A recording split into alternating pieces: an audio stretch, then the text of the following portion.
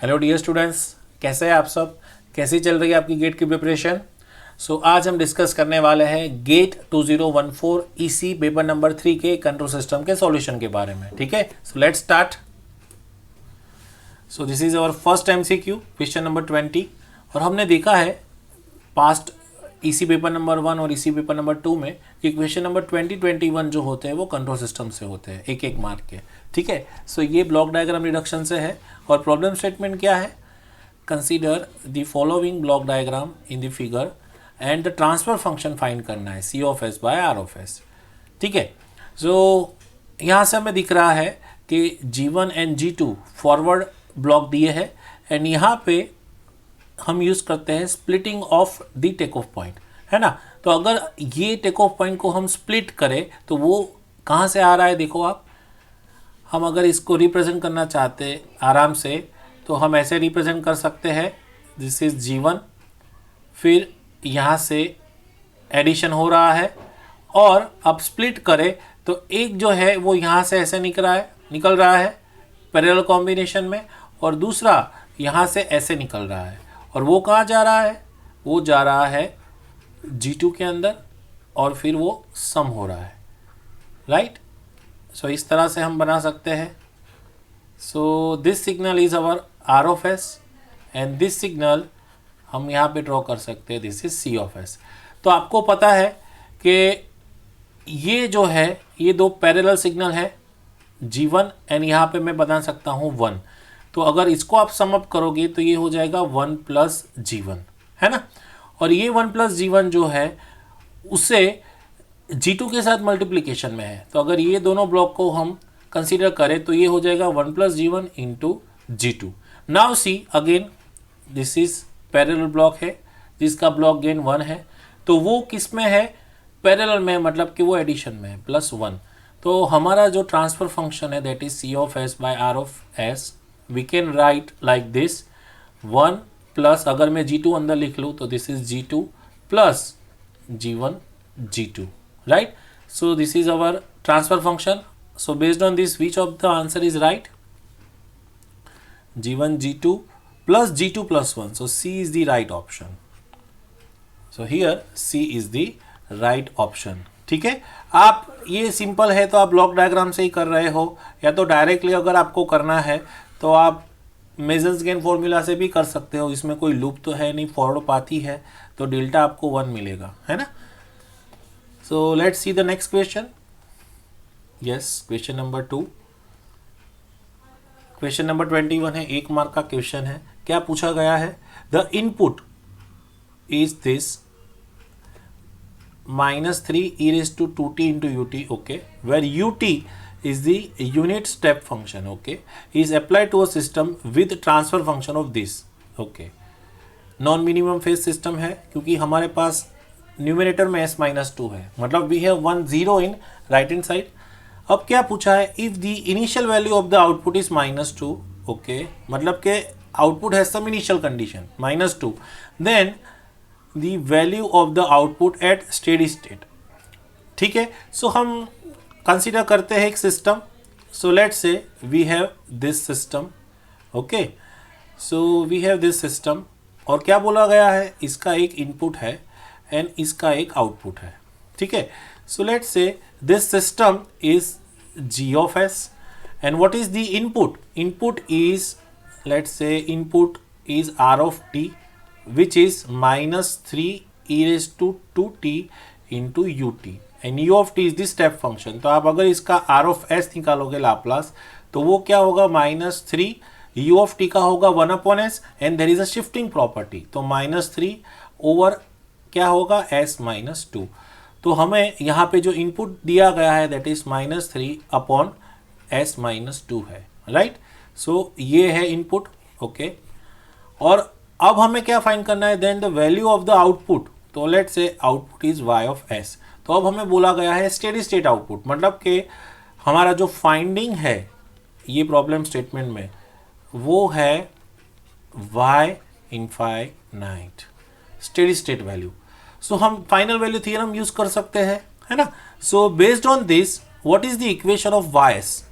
Equation of y of s, that is g of s into the input that is R of S. तो अगर हम यही input का use करें और दोनों को मल्टीप्लाई करें तो जी ऑफ एस है S minus two upon S plus three, तो ये होगा minus three upon S minus two into what is G S, G of S is S minus two upon S plus three. So we can cancel pole and zero, this is called pole zero cancellation. So हमारा अब जो y of s मिलेगा that will be minus three upon S plus three. ठीक है, अब आपको पता है कि using the final value theorem, using the final value theorem आपको y इनफाइनाइट मिलेगा steady state value that is limit s tends to zero s into this function that is minus three upon S plus three. So इसका simplification करने के लिए ये जो s है ये इसके डिनोमिनेटर में ले जाएंगे, तो हमारे पास क्या बचेगा, डिनोमिनेटर में ले गए तो माइनस थ्री अपॉन यहाँ पे बचेगा one upon S plus one upon three by S, sorry one upon three by S,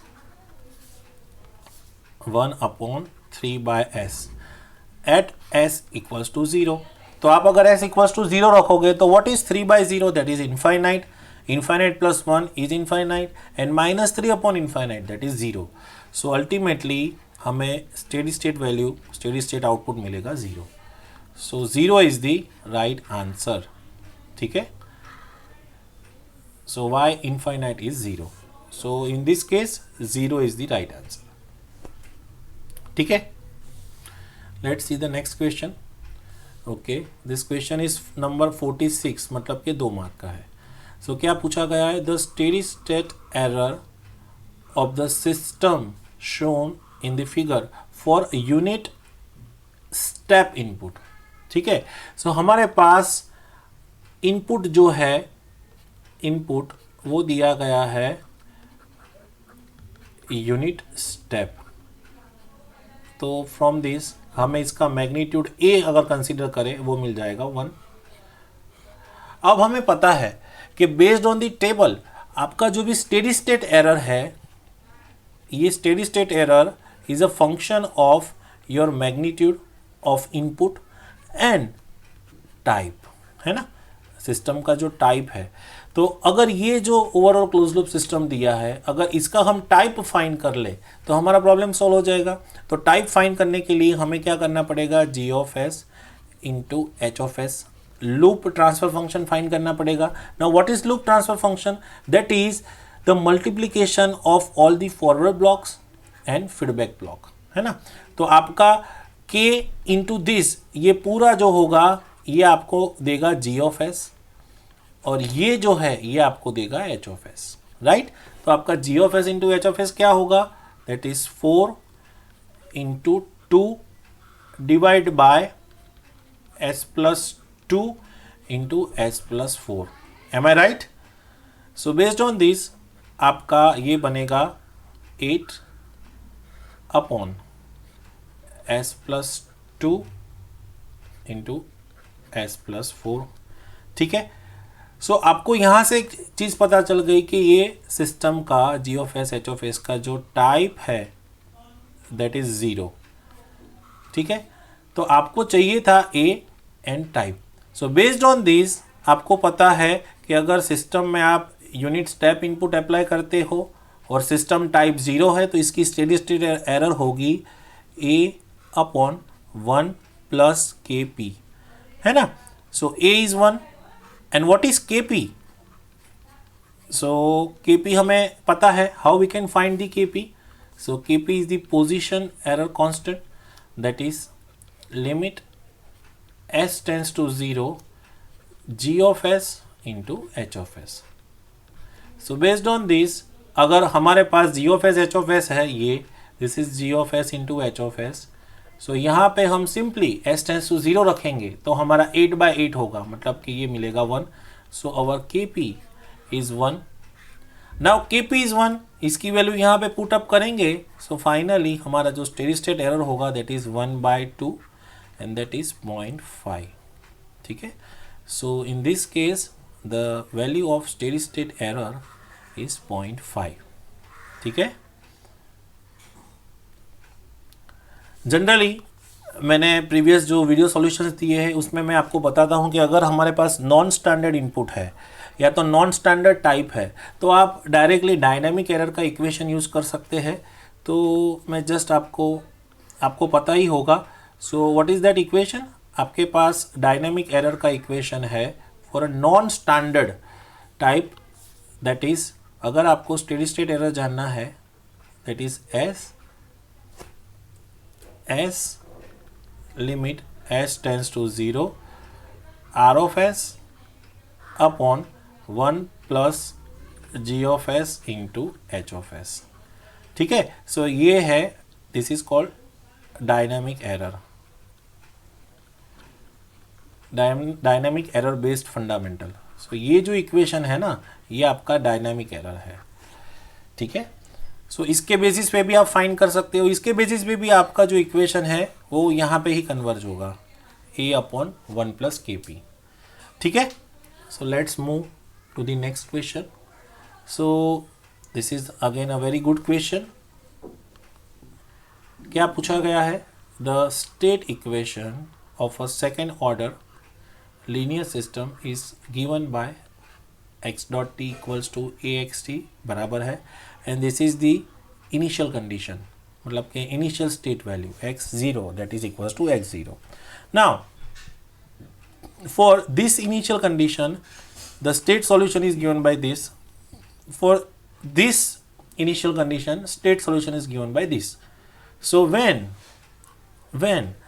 you have this initial condition, what will be the state solution? तो सबसे पहले इसको हम बहुत अलग अलग मेथड से कर सकते हैं, लीनियर इनइक्वालिटीज से या तो लीनियर कॉम्बिनेशन से भी कर सकते हैं, है ना, बहुत सारी मेथड्स है।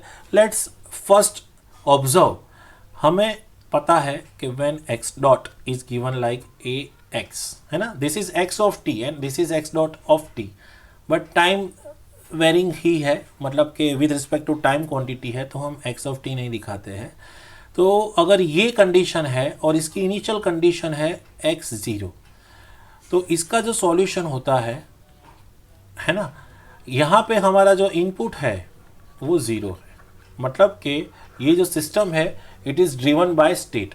तो इसका जो रिस्पॉन्स मिलेगा हमें x ऑफ t वो ऐसा मिलता है, that is phi t, this is called state transition matrix into x0 या तो x ऑफ 0। सो इसे हम ऐसे रिप्रेजेंट करते हैं e raise to at into x of 0।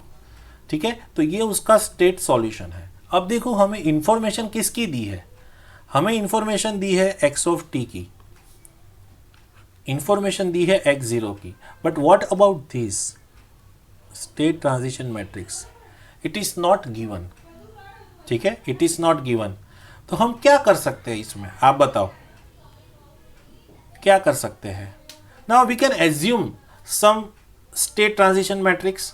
So let's say we assume कि हमारा जो स्टेट ट्रांजिशन मैट्रिक्स है phi of t, it is like this, let's say here A, B, C and D, and of course ये जो A, B, C, D है all are function of time। ठीक है, सो अगर ऐसा एजम्पशन करते हैं, और अगर इफ़ वी टेक केस 1, अगर हम केस 1 लेते हैं जहाँ पे वी हैव इनिशियल कंडीशन क्या है 1 माइनस 1, मैं ट्रांसपोज लिखता हूँ। ठीक है, एंड उसका जो स्टेट रिस्पॉन्स है x ऑफ t वो है हमारे पास e raise to minus T minus e raise to minus T transpose. तो in this scenario using this equation x of t वाला हमें आगे क्या मिलेगा, हमारा x ऑफ t है like this, it is like this e raise to minus T minus e raise to minus T, ठीक है, इक्वल्स टू फाई टी। तो हमें पता है फाई टी है a, b, c, d, ये सारी क्वांटिटी फंक्शन ऑफ टाइम है। And what are the initial conditions? Initial conditions are 1 minus 1। ठीक है, सो अगर हम इसे सिंप्लीफाई करें तो यहाँ पे या तो मैं यहाँ पे ही थोड़ा इसको ट्राई करता हूँ सिंप्लीफाई करने का, इसे शिफ्ट कर देता हूँ, ठीक है। इतने को मैंने शिफ्ट कर दिया, let's say. I hope it is visible. So यहाँ पे हमें क्या मिलेगा, ये मल्टीप्लाई करोगे आप मैट्रिक्स का मल्टीप्लिकेशन, तो ये इक्वेशन देगा a minus b, that is equals to E raise to minus t, right.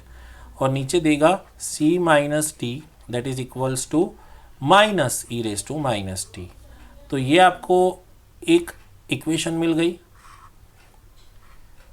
Right. Now use same with the case 2, same method with the case 2।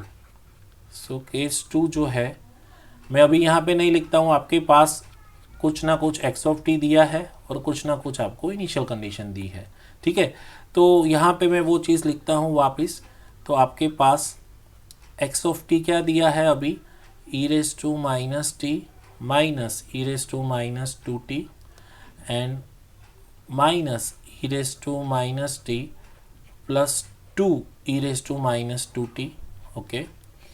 That is equals to, again this is a b c d and what are the initial condition, 0 and 1, 0 and 1। तो if you simplify तो ये आपको क्या देगा, e raised to minus T minus e raised to minus two t, that is equals to b। तो आपको b मिल गया and e raised to minus T plus two e raised to minus two t, that is equals to d। तो आपके पास देखो value आ गई b and d की। So now you have the value of b and d, ठीक है। अब आप देखो, अगर आपके पास b एंड d की वैल्यूज है तो यहाँ पे ये वैल्यूज पुट अप करोगे तो क्या आपको b एंड d के ऊपर से a एंड c नहीं मिल जाएंगे, मिलेंगे ना। सो a एंड c का वैल्यू हम फाइंड करते हैं। So let's I am erasing this, आपके पास ये जो है वो मैं इरेज कर देता हूँ अभी। I am erasing this as well as ये जो अपर पार्ट है मैं इसे भी इरेज कर देता हूँ। तो अब देखो, आप b की वैल्यू यहाँ रखोगे तो आपको a क्या मिलेगा, a equals to E raise to minus T plus B, right. और b क्या है, that is E raise to minus T minus E raise to minus two T. तो आप देखो, अब आपका a क्या है आपके पास, two E raise to minus T minus E raise to minus two T, ठीक है। एंड सेम वे अगर आपको आपको c फाइंड करना है तो आपको c क्या मिलेगा, that is minus E raise to minus T plus D, मतलब d के अंदर ये ऐड कर दो। So c equals to this plus D, this plus D.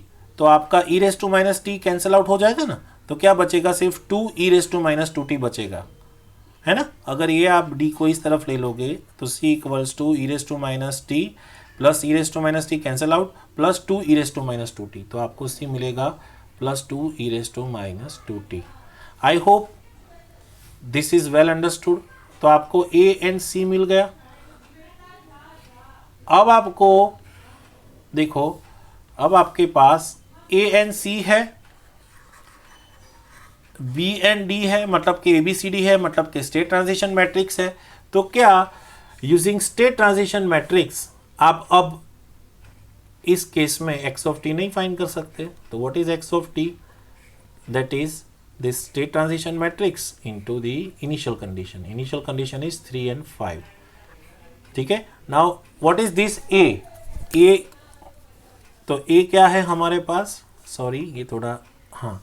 So a हमारे पास क्या है, two E raise to minus T minus E raise to minus two T, ये a है। फिर b क्या है हमारे पास, b is E raise to minus T minus E raise to minus two T. c क्या है हमारे पास, that is two E raise to minus two T. And d क्या है हमारे पास, E raise to minus T plus two E raise to minus two T. तो अगर आप इसे सिंप्लीफाई करते हैं, सो दिस इंटू दिस क्या होगा, 3 से मल्टीप्लाई करो तो ये आपको ऐसा सॉल्यूशन मिलेगा। ठीक है, दिस इज 2 क्रॉस 1, तो दिस इंटू 3, तो आपका क्या होगा, this is 6 e raise to minus T minus 3 e raise to minus 2t, और यहाँ करो तो plus 5 e raise to minus T minus 5 e raise to minus 2t। ठीक है, तो मेरे ख्याल से आप ये जो भी आपको मिलेगा इरिस्पेक्टिव ऑफ दिस, आपको सिर्फ ये जो फर्स्ट लाइन है उसके ऊपर से ही सॉल्यूशन मिल जाएगा। So e raise to minus t का कोएफिशिएंट क्या है, 6 + 5 11, so this is 11 E raise to minus t, और यहाँ कोएफिशिएंट क्या है, 5 and 3 -8, -8 E raise to minus 2t। आप देखो अभी 2 क्रॉस 1 ये जो भी है, आप देखो कौन सा ऑप्शन मैच कर रहा है, 11 ई raise to minus T. Now you see this B option is matching, -8 E raise to minus T, so B is the right option. So using this method you can find it, otherwise you can use the proportional method, linear inequality methods, है ना, दोनों का ratio लेके भी कुछ equation बना के कर सकते हो, सिंपल। क्योंकि किसी भी सिस्टम का जो स्टेट ट्रांजिशन मैट्रिक्स होता है सिस्टम का, वो फिक्स होता है ना, आप उसमें इनिशियल कंडीशन चेंज करोगे, है ना, तो वो चेंज नहीं होगा, क्योंकि वो सिस्टम की कैरेक्टरिस्टिक्स को रिप्रेजेंट करता है, उसके अंदर सिस्टम मैट्रिक्स ए आता है ना। सो देखो चलते चलते we have landed at the last question, so this is question number 5, and मैं मानता हूँ ये बहुत ही इंटरेस्टिंग क्वेश्चन है। इसमें कई बच्चों के एजम्पशंस रॉन्ग हो सकते हैं अगर उनके कॉन्सेप्ट्स अच्छे नहीं हैं। So what is the problem statement, ध्यान से देखते हैं। So in the root locus plot shown in the figure, the pole 0 marks and the arrows have been removed।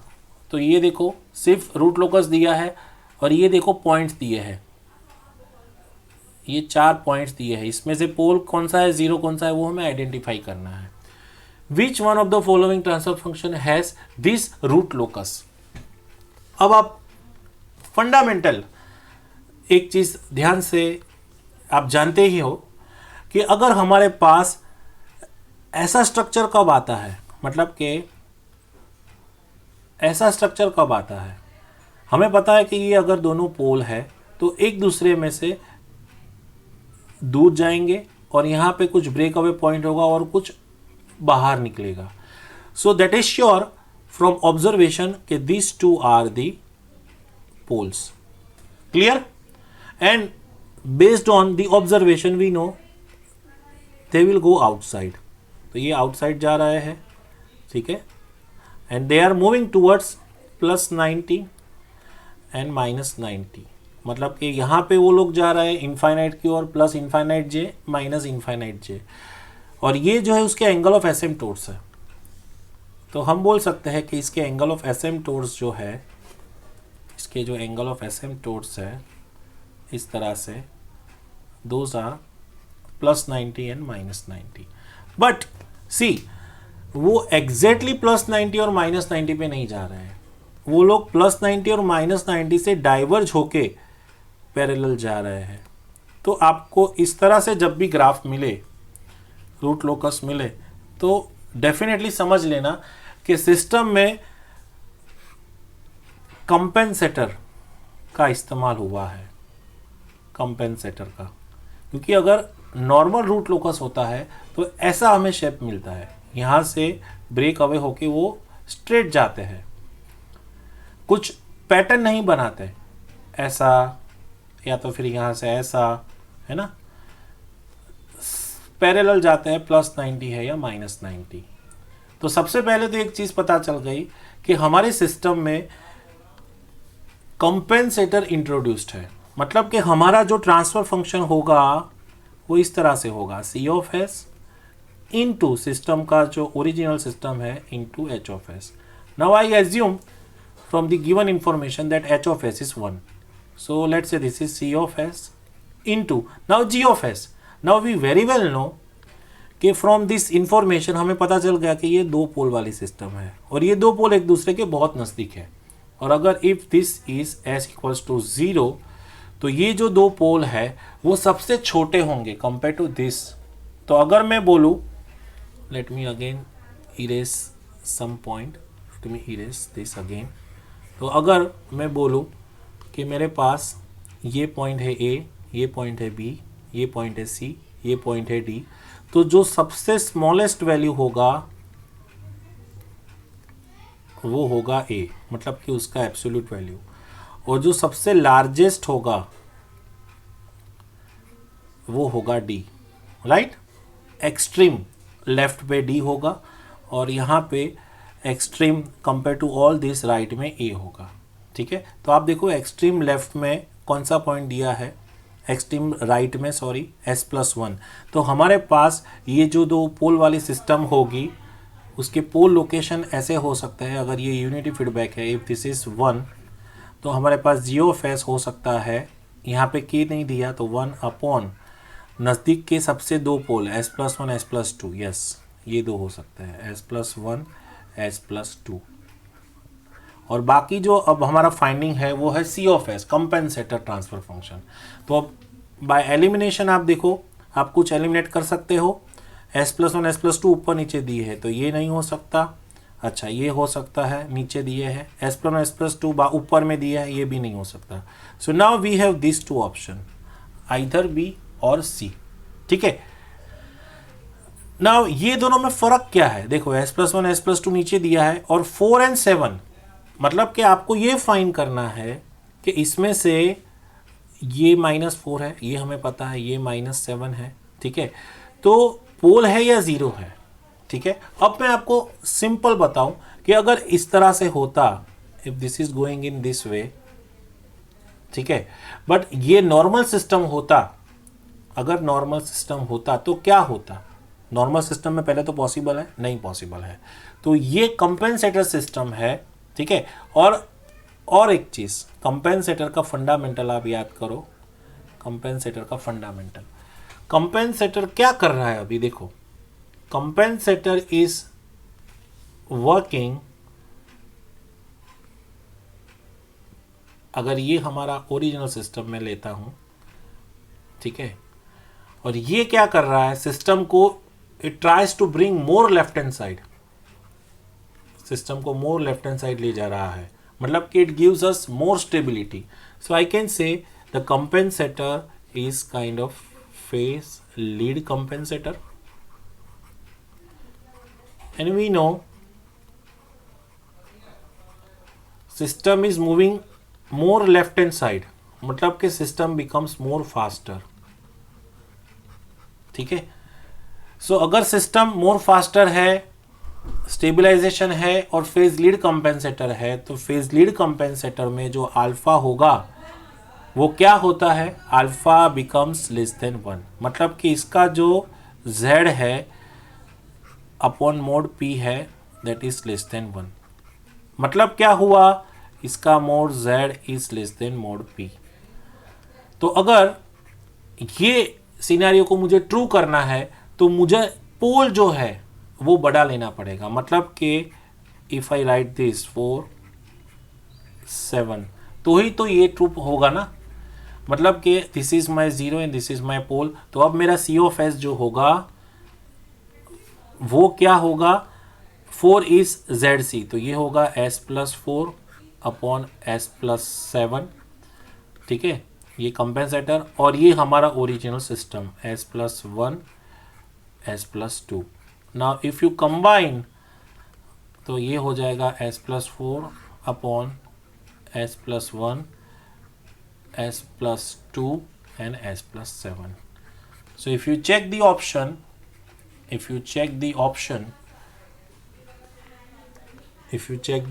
so which option is right, S+4 is above, so option B is the right option.